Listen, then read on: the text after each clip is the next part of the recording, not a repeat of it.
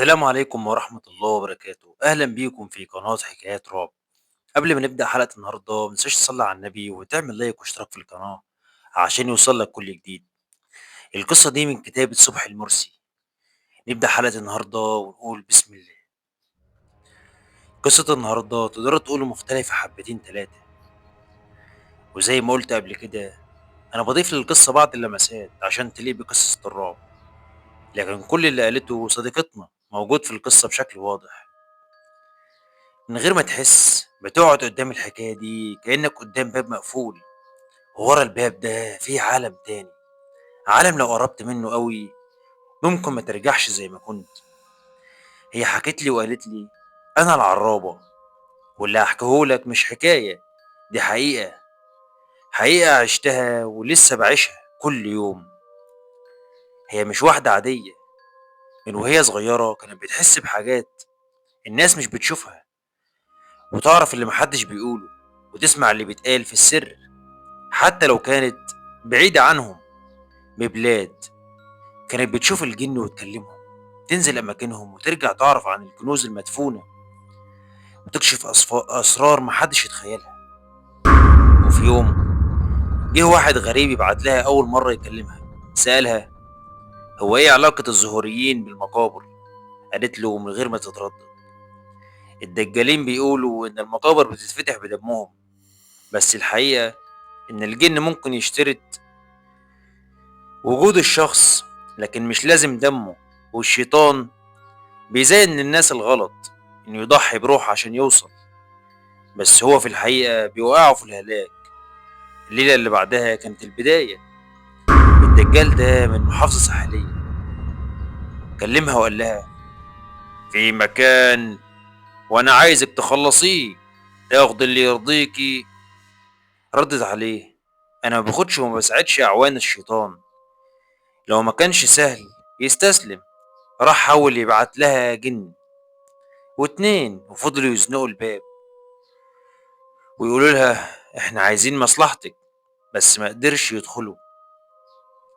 وبعدها جالها بصورته أول مرة تشوفه بعينيها، واقف قدام باب بيتها من الجن اللي معاه بيحاول يدخل، بس برضه ما قدرش. تاني يوم كلمها وقال لها قررتي؟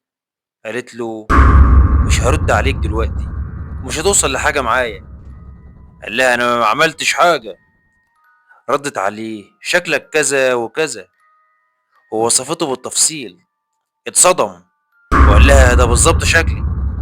وبالليل دعت ربنا يا رب وريني اللي بيحصل، وريني اللي مخفي عني. وبالفعل شافته، شافته وهو بيعمل سحر، جايب كلب حي وذبحه وبيكتب طلاسم على جدران البيت. بيت واحدة طلبوا منه يعملوا لها سحر. تاني يوم كلمها قالت له كنت بتعمل سحر لمين؟ قال لها ما حصلش والله ما عملت. قالت له شفتك وانت بتذبح الكلب وبتكتب على الحيطة كفاية كده، اللي بتعمله ده من الكبائر وحرام واتقي الله. حاول يغريها قال لها خد اللي انت عايزاه، فلوس احجار كريمة اي حاجة.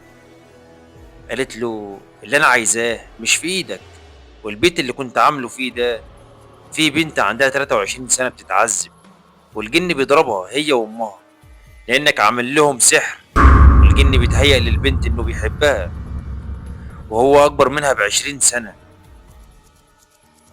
قال لها عرفت منين؟ قالت له انا شفت كل حاجة ومش محتاج اعرف منك.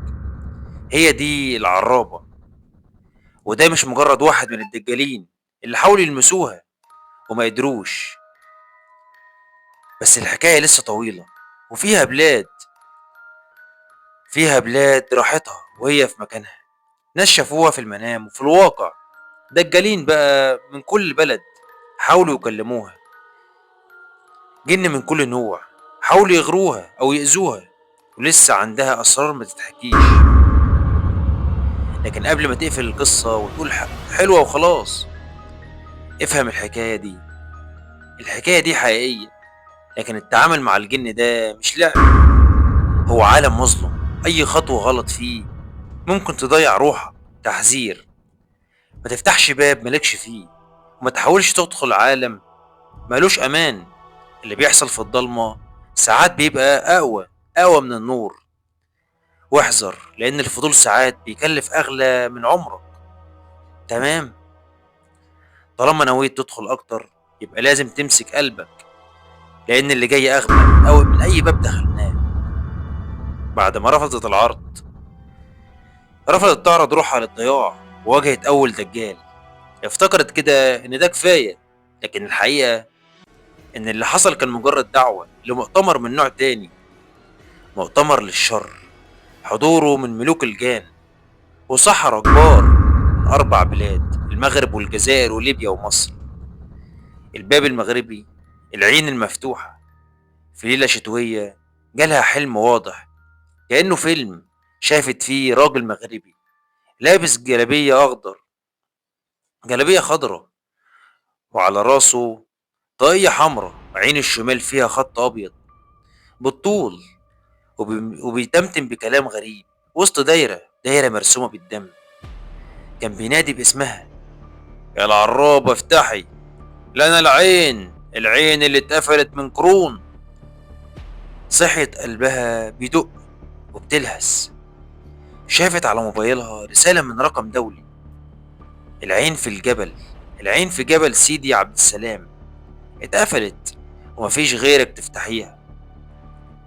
اللي ما تعرفهوش ان العين دي مش عين مية، دي عين بوابة لعالم الجن، اتقفلت على يد ولي صالح زمان، واحفاد ابليس بيحاولوا يفتحوها تاني. رفضت رفض تام. لكن الليلة اللي بعدها راحت في غيبوبة 4 ساعات. شافوها بتتكلم أمازيغي بطلاقة، وهي أصلا مش بتعرف الكلمة من الجملة، وجسمها بيتلوي كأن حد ماسكها من جوه. ولما فاقت قالت اسم الراجل اللي في الحلم: المولد. هو اسمه المولد، ده مش إنسي، ده من ملوك الجان اللي خانوا العهد واتبعوا إبليس. بعدها بدأت الكوابيس. كل يوم تشوف أبوها بيتحرق، أمها بتتخنق، أهلها بيعيطوا في جنازتها، وتسمع صوت بيقول: يا إما العين يا إما الألم. لكنها ثابتة. قالت: مش هفتح لحد، ومش هساعد شيطان. الباب الجزائري المكتوب بالدم من الجزائر كلمها واحد اسمه بالقاسم، شيخ مشهور عند زاوية. قال لها: أنا مش زي اللي قبلي، أنا عارف إنك من نسل مختلف، وأنا مش عايز حاجة، بس في مكان لازم تروحيه. سألته: فين؟ قال لها: جبال الأوراس، في مقام اسمه سيدي موسى، وفي حجر بيبكي دم. الحجر ده مربوط بروح أنثى من عالمكم، واللي يلمسه يشوف مصيره. قالت له: انت عايزنا نلمسه؟ قال لها: انا شفت حلم، صحيت على دم في هدومك ومكان غريب. قالت له: ايوه، شفت حجر بينزف دم وانا لابس ابيض وتحول لاحمر. ضحك وقال لها: ده المكتوب بالدم، الرسالة وصلت وانت هتروحي غصب عنك او بارادتك. وقفل. تاني يوم وهي بتصلي الفجر حصل شيء مرعب. الارض اتهزت تحت رجليها، والشباك اتقفل لوحده، وسمعت صوت انثى بتضحك وبتقول: عارفة انا مين؟ انا اللي محبوسة في الحجر، تعالي طلعيني. الباب الليبي، الضريح الاسود من ليبيا. اتبعت لها فيديو فيه راجل بيحاول يفتح ضريح، وكل ما يقرب الجن بيخبطه في الحيطة. الراجل كان لابس سلاسل وخواتم وعينه مش طبيعية. قال لها في تسجيل صوتي: لو جيتي هنا هتشوفي اصل السلالة اللي انت منها. قالت له: انا تبع الله مش تبعكم. قال لها: الدم ما ينكرش الاصل، حتى لو عملتي نفسك تبع السماء، احنا اللي فيك وانت اللي فينا. ابن ملك الجان. وبعد كام يوم جه الكائن اللي كان متخفي طول الوقت، اسمه شمس الدين، وده مش اسمه الحقيقي، ظهر في الحلم راكب حصان اسود ومعلق في رقبته مفتاح من ذهب.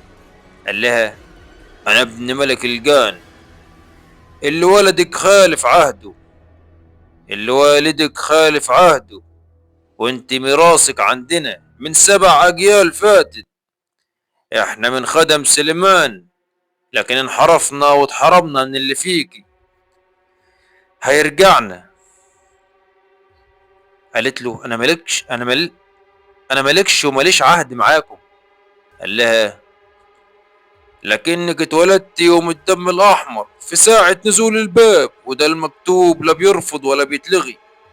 ايه اللي حصل بعد كده؟ ازاي قدرت تتصدى للدم والعين والضريح وابن الملك؟ وايه حكاية ليلة الاستدعاء الكبرى اللي اتجمعوا فيها الاربعة عشان يكسروها؟ لو حابين اكمل بالجزء التاني ودخلكم في المواجهة اللي كانت قدام 4 ملوك من الجن، وازاي نجت منها، ايه اللي حصل بعد كده، وايه اللي ضحت بيه في المقابل، عرفوني. وطبعا الجزء ده هيبقى من خيالي.